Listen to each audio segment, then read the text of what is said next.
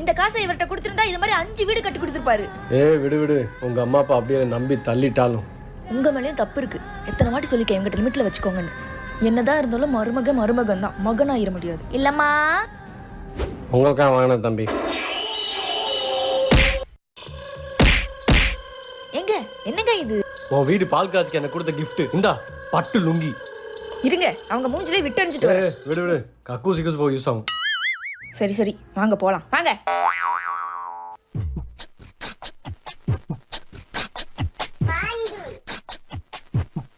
என்னது இது? சாப்பாடு மாமா.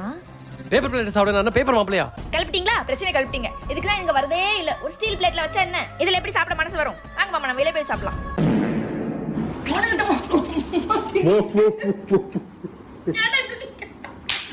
முக்கிடுகிற பசிதாடா. ஓகேடா.